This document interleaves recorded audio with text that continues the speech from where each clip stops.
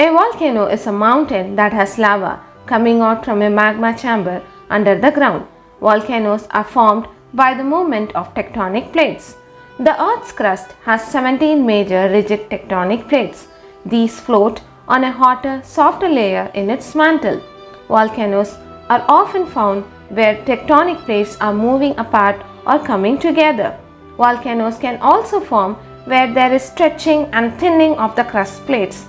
Example, in the East African Rift.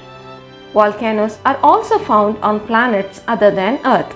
An example is Olympus Mons on Mars. The world's biggest volcano is named Mauna Loa in Hawaii. It erupted 33 times in the last 170 years. Volcanoes released gases and water from the molten earth. As a result, life on Earth began. Other benefits of volcanoes include rich soil, new land, and mineral resources. They are tourist attractions all over the world.